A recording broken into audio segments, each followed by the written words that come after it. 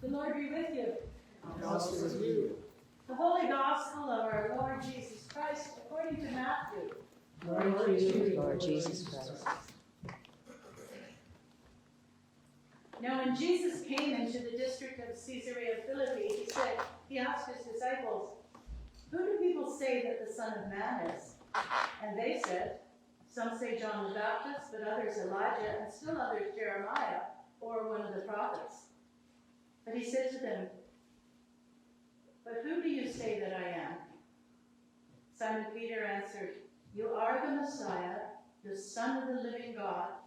And Jesus answered him, "Blessed are you, Simon, son of Jonah, for flesh and blood has not revealed this to you, but my Father in heaven.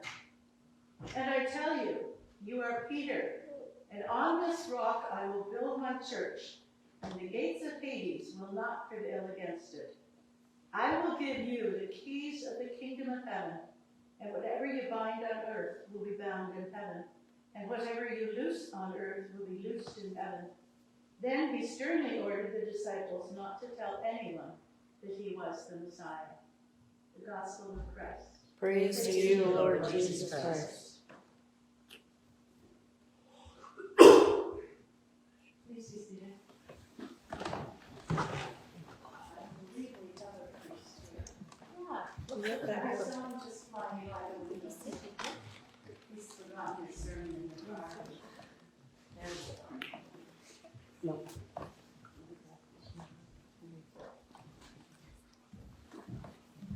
Hello. We won the best community group in the parade yesterday. No way. That's because the kids were singing our hearts out. It's so cute. Oh, that's so amazing. proud. Yeah. Oh, I love it. I love There's it. money involved. There's some money. Even better. That was worth getting up for. What is it? How much is it? Oh, I think it might be Yes, how much? just $20. I have no idea, that's just off the top of my head. Oh, man, that's gonna pay off our light bill this month. So, I forgot my green soul. So what do when I forgot my green soul? I think it's appropriate to wear black. So we're going to find out. Okay. For neither. Oh, no, I decided to wear black or something. This feels like I need to wear a stole. So if I was wearing what's called, oh, you don't even need to know, but it's called a cassock. It's a black thing with a white frock, fire white thing. So if I were to wear that, I'm wearing black. Is that what it's called? Yeah. You kind of wear black. So I decided it makes liturgical sense to wear black. But for the common lay folk, or even me myself included, it doesn't matter. Okay, so what do y'all think about the gospel? Wasn't that powerful? Yes, yes. Affirmative. So that gospel had all the elements of a really good story. There was a dramatic setting. There were some incredible, powerful words being said that just fought an enemy. All right? There was this great dialogue and then an explosion. Would y'all feel like you were listening to a James Cameron movie? Is that James Cameron? Yeah? James Cameron movie? Is that what the gospel felt like? Die Hard? Yeah, it was like Die Hard. Okay. For many of us, this gospel is probably not like that, but there are some powerful words being said, and I want to just draw you into the world of the Bible today a little bit as we talk about idols, because this entire passage is about idols. And you may be wondering, no, where in the world are idols mentioned? Where in the world is my cell phone? It's right there because we couldn't get it from. Okay, So I got that. thank you. I appreciate that. Sorry. So, where in the world, though, are the idols in this passage? Right? And, well, I have to draw you into the biblical world. So, Jesus is in Caesarea Philippi.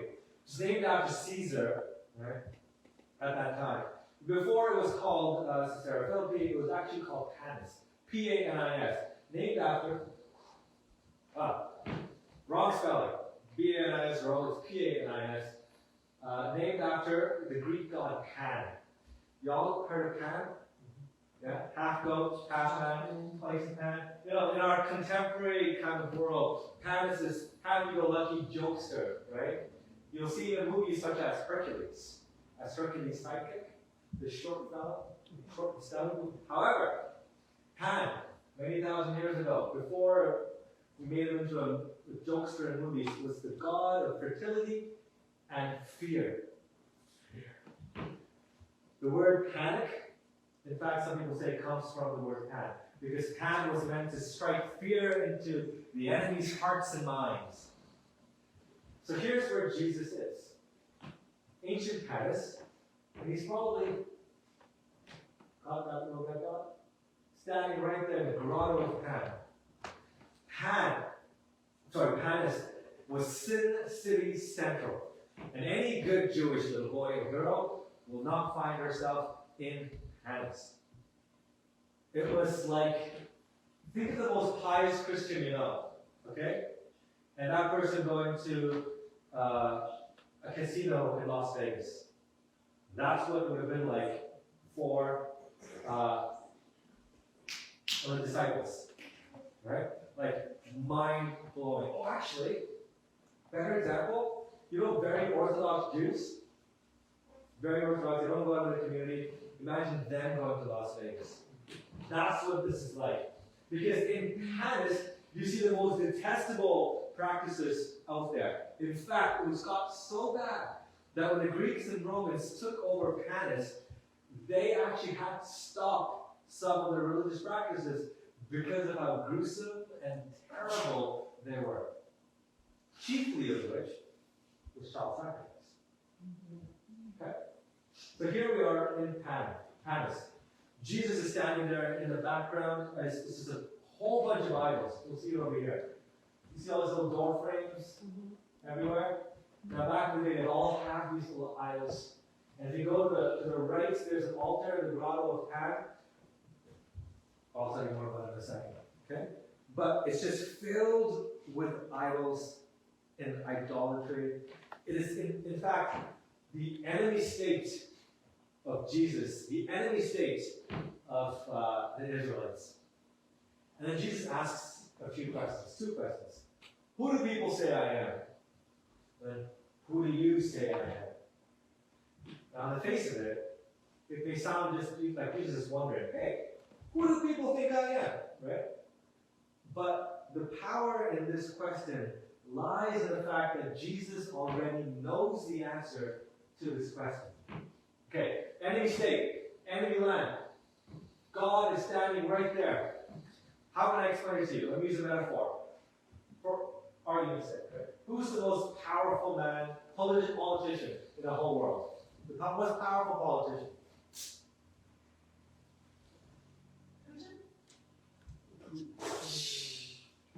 Opposite. You said powerful, not good. Yeah, I said Alright, I'll give you the answer. For argument's sake, for the sake of argument, right? Let's just for the sake of this metaphor, arguably it's the President of the United States of America. Okay? Now, who is the enemy of this most powerful man, arguably? Putin! Okay! Okay, so here we are. Imagine Joe Biden takes Air Force One, okay? Goes into enemy territory with 12 of his Secret Servicemen. He not only goes into Russia, he goes to the Kremlin, the headquarters of Putin. Then he kicks in Putin's doors, stands in front of Putin's office, and he asks this question to his 12 disciples. Putin's sitting there, he turns on, he goes, so who do people say I am? Or Joe Biden. He says, but who do you say I am? You're Joe Biden, the President of the United States of America, the most powerful man on earth.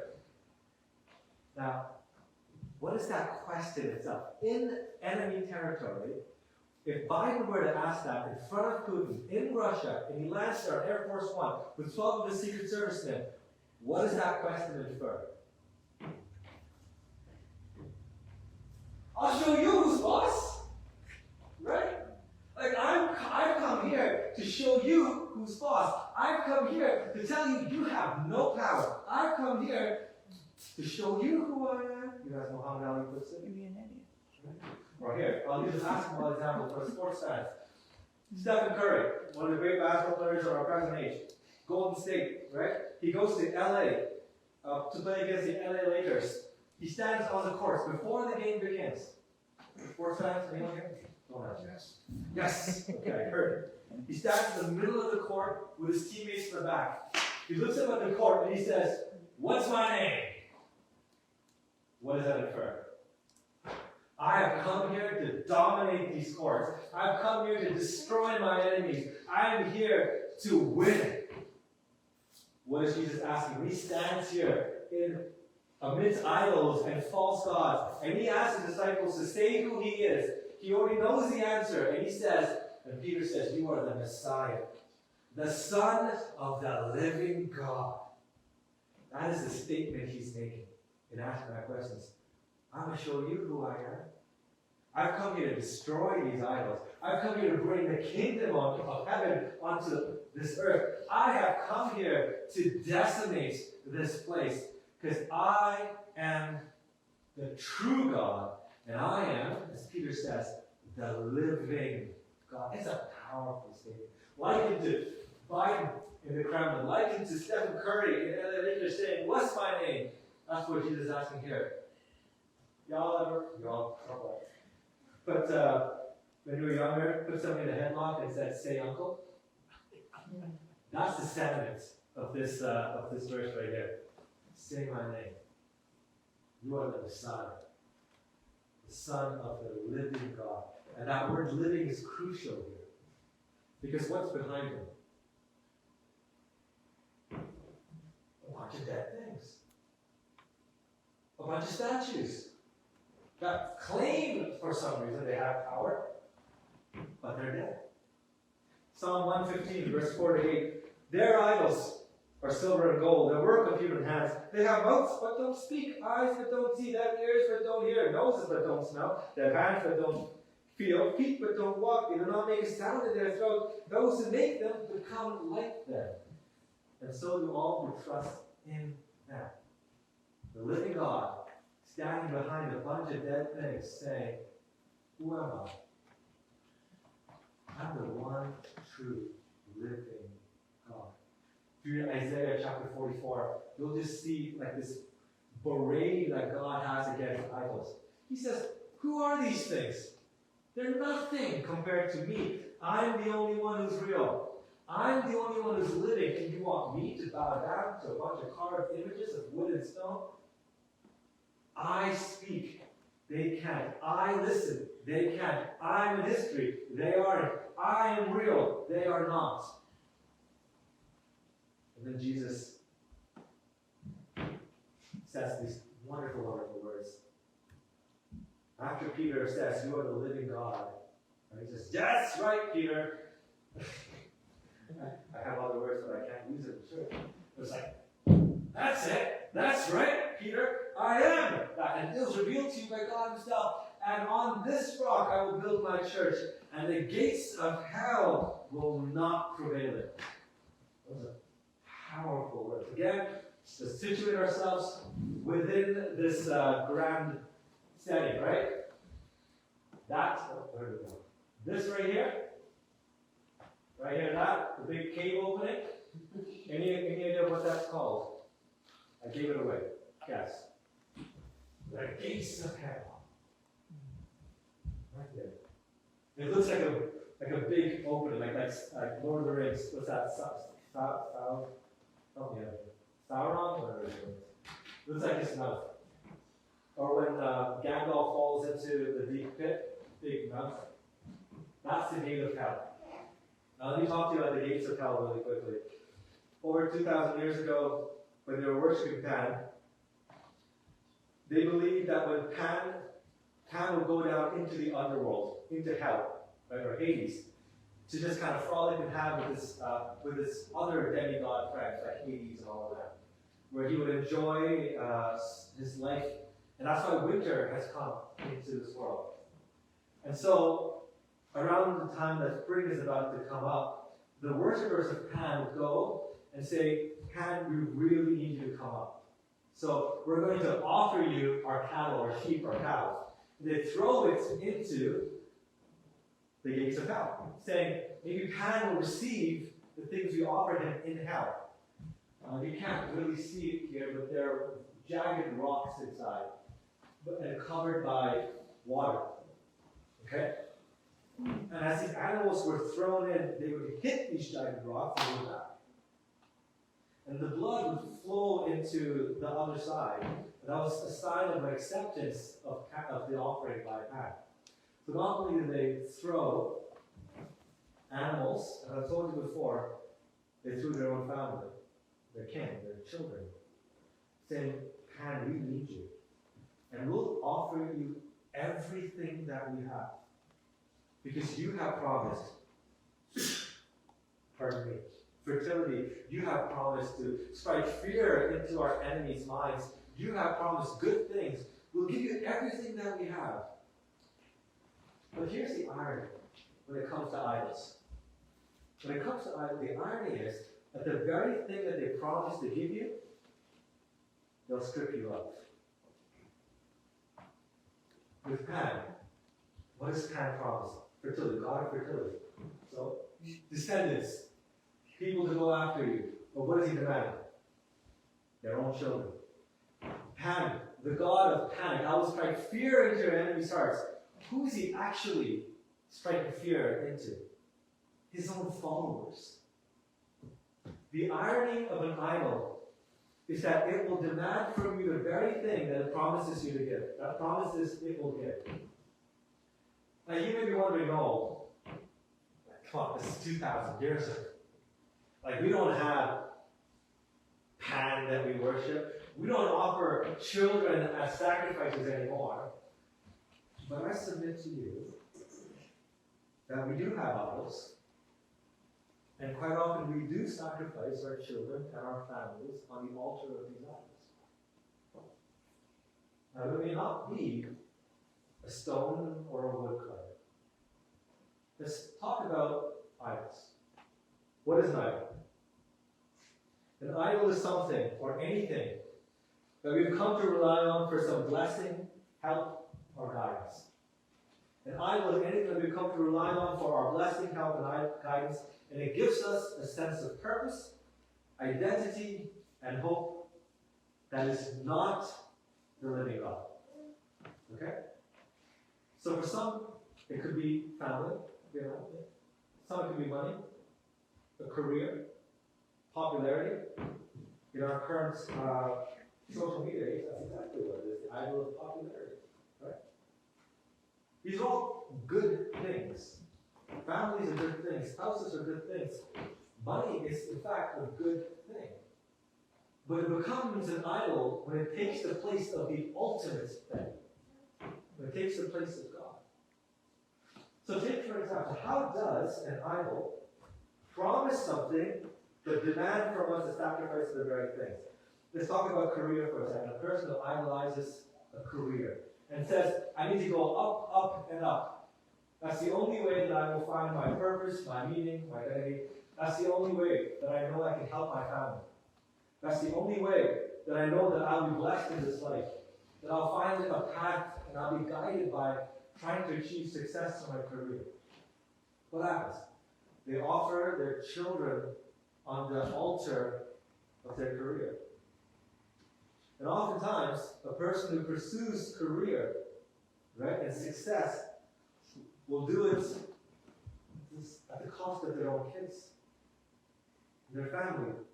And what inevitably happens is, as their family system begins to break down, right, as more problems happen within the family, their career also comes tumbling down. In 2008, in the heights of the financial crisis in America, there was a substantial increase in suicides, specifically of those in the financial district, because they had idolized money forever and believed that that's the place where they'll find blessing. That's the place where they could turn to for help. But in the heights of the financial crisis, when everything broke down, they looked back on their life and noticed, I don't have a family. I've sacrificed my time, my health, my relationships, and there's nothing else for me to live for now. Oh, geez. And they took their life.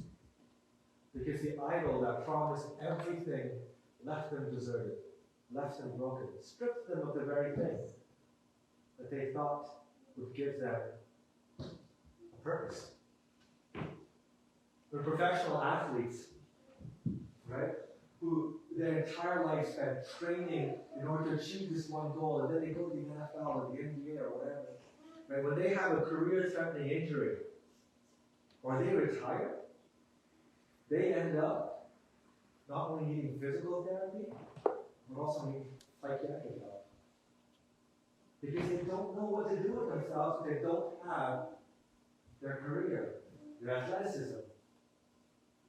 The very thing that promised them all these good things, stripped them of it, and then with it, their identity and their personhood. That's what idols do.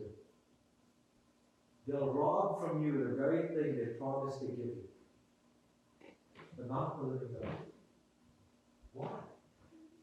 Because in idols, we fashion it in our own image, we make it, and then we kind of just project our image onto idols. But with the living God, He projects His image onto us. He's so other to us. Right? And what He says, He will do.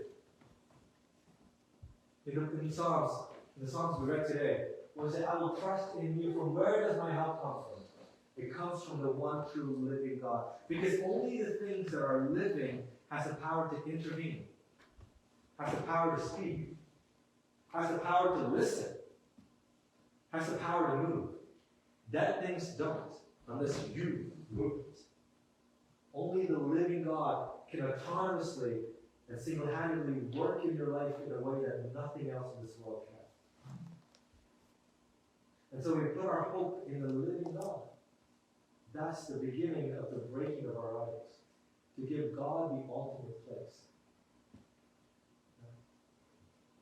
Let me talk a bit about the good things that have taken up the ultimate place. Our spouses are good things, right? Given to us by God. But quite often, within our culture and within our society, we begin to idolize our spouses. How do we know we begin to idolize our spouse? When we say things like, I don't know who I am without you. Or, I'm a better person only because of you. Oh, come on, we've all said that. I've said that. Right? Jamie, come on. And when we begin to exact them with the pressure of being that kind of a person, we idolize them and say, hey, you're so perfect, you're so great, and because of you I am. Because of this I am. Only your opinion matters over everybody else. Well, the fact of the matter is, when we put that kind of pressure on our spouse, they're bound to break and fail at some point. Either now or the time of death. And we end up being broken because of it. Right? God has designed all these good things, our spouses, our money, our careers, our calling, for a very specific reason. In order to glorify God, in order to do good things in this world. But it's when we demand from them more than they can give, that's when it becomes an idol. I need you so I can become. I need you so that I can be blessed. Only you can guide me. That's when they become an idol. Here's what Calvin says. Calvin says, God has designed all things for our good and not our ruin. Our desire should be to use things according to their design. Tia was designed for me to build a family, to curate love, to have fellowship with, but not to get my identity from. Tia was designed for me not to be the person that is the end all and be all. In the same way, the collar that I wear, my calling was designed for me to glorify God. But I know so many pastors and so many priests who have sacrificed family and children for the sake of their calling. And what has inevitably happened is that their ministry fails because their family has failed. Because their kids, some of the priest kids I know have a visceral hate for God. Why? Because mommy or daddy love the church more than they love me. Right? Mommy or daddy love my career more than they love me. Mom or dad loves success, money, fill in the blank, whatever it is, more than they love me. Good things are made for a design, for a purpose. When we demand from them more than what they can offer us, it becomes an idol. How can we find out what the idols are in our life? Well, people normally say you can find what your idols are by thinking about the thing you admire or love the most, the thing you daydream about every day. It's not true. We daydream about things, but our heart is corrupt. The good things that we want aren't necessarily our idols. I want some good shoes. Doesn't mean I want things to be nice. That makes shoes an idol in my life. Tim Keller says it like this: you know your idols when you answer this question honestly. What is something, if you lost, could mean that almost all significance and value would be drained from your life? Think about that. What is something that if you lost it, could mean that your life is meaningless, purposelessness, you have no value at all. Whatever you're thinking about, that's your idol. You thought about family? Idol. You thought about kids? Idol. You thought about money, career, job, status, society, house, whatever the thing you're most afraid of losing, that you're most invested in, that is your idol. So let's talk about how to break some of these idols. Right? 2 points, and I'll end it off. Idols are good things that point to the good giver. So when we come across an idol, it's meant to point us to the goodness of God. My wife is a good thing, but praise be to God who brought her into my life. My calling and my career is a good thing, but praise be to God who has called me to such a service. Money is a good thing, praise be to God for my negative balance in the bank. That was a joke. All the good things in this life are meant to give glory to God, because they're but a shadow or an echo of what God has to offer us. And God is the living God who wants to give us so much more. We place our trust in Him. C.S. Lewis puts it like this. He talks about desire, right? If I find myself a desire which no experience in this world can satisfy, the most probable explanation is that I was made for another world. If none of my earthly pleasures satisfy it, that does not prove that the universe is a fraud. Probably, earthly pleasures were never meant to satisfy it, but only to arouse it, to suggest the real thing. If that is so, I must take care, on one hand, never to despise or be unthankful for these earthly blessings, and on the other, never to mistake them for something else of which they are only a kind of copy, an echo, or a mirage. How's that? St. Augustine puts it this way: my heart is restless, Lord, until it finds its rest in you. Nothing in this world can truly satisfy. I am bound to fail Tia, Tia is bound to fail me, the same way your spouse, as you all know, very truly will fail you, if not has already failed you before.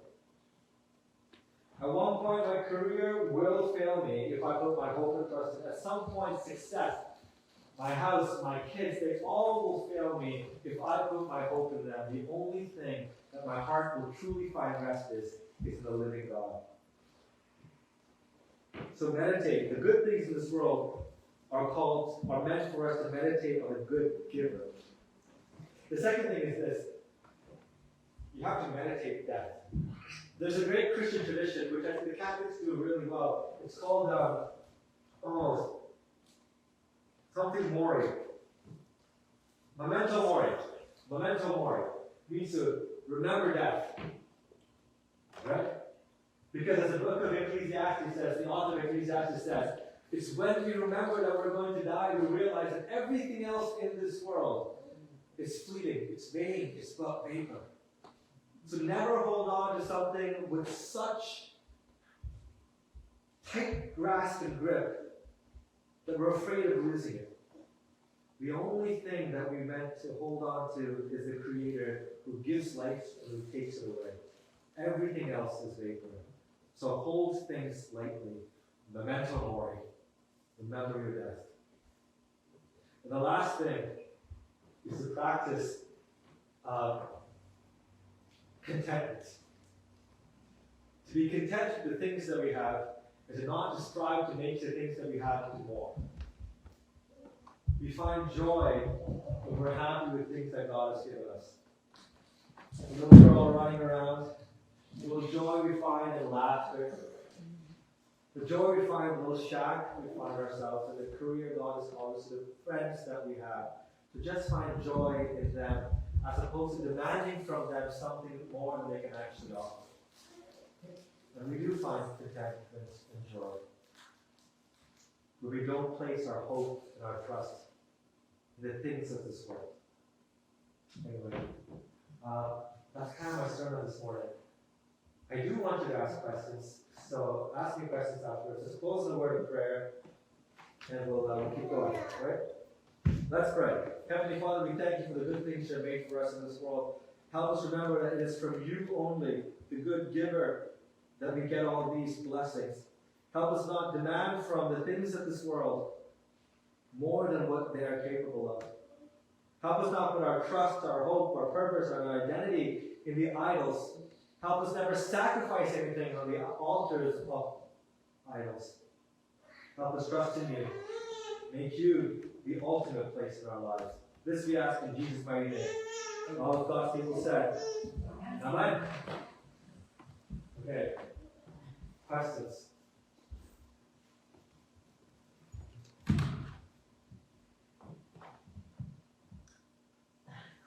I feel like if you were about to say something, like, oh, yeah. Where was that place? So, where's it on the map? Okay, so, Sea of Galilee, okay, north-south. You go east, I think about 50 kilometers or so. You'll come to, so northeast, 50 kilometers or so, to Sarah, Philippines.